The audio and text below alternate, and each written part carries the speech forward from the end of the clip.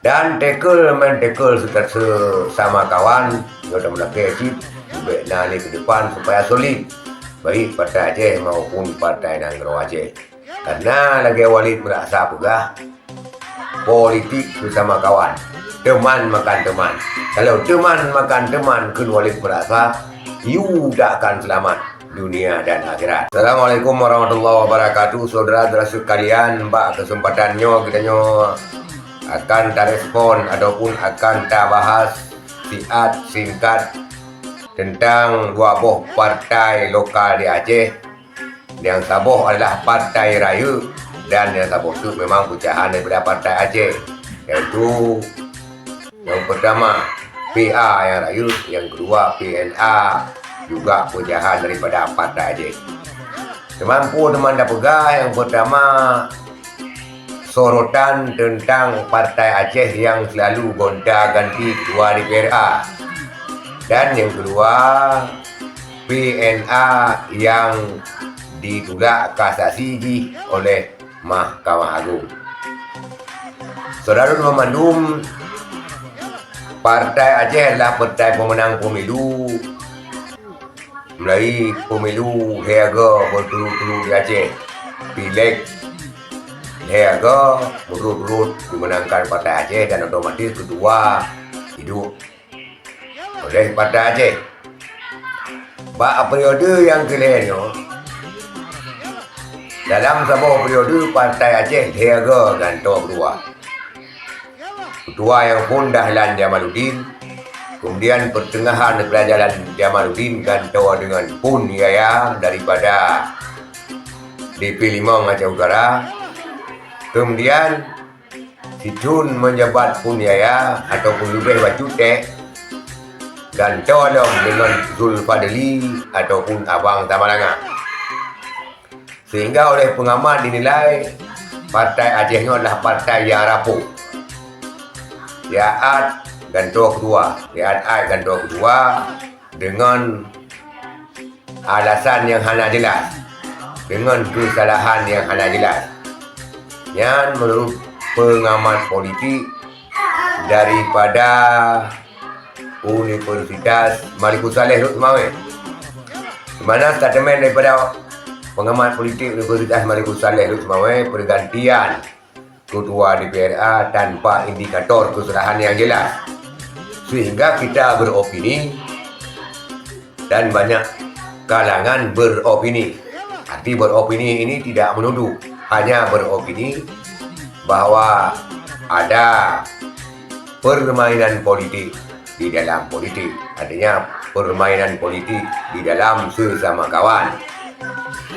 Apabila terjadi seperti yang diungkapkan oleh praktisi daripada Universitas Malikus Saleh tersebut, maka Partai Aceh partai yang rapuh karena tanpa kesalahan atau indikator yang jelas gonta-ganti kedua, sehingga berdampak pada pileg 2020.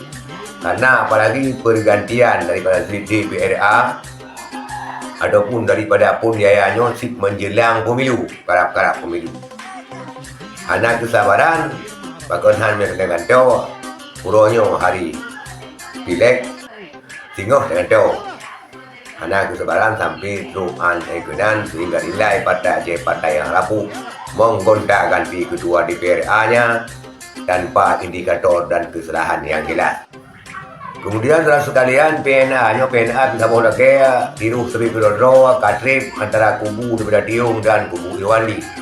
Dan terakhir le Mahkamah Agung nyokan juga kasasi daripada kubu Irwandi yang diajukan oleh Kemenkumham dan dibatalkan oleh Kemenkumham kepengurusan daripada kepengurusan Dino, dan menurut Irwandi ada masalah.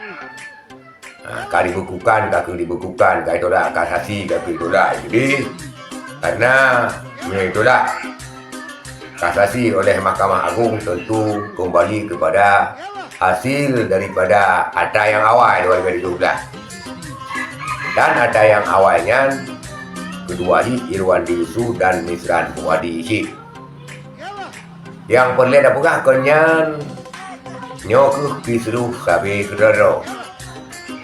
Masalah-masalah intern, masalah berpolitik dalam politik. Kon politik sesama partai politik.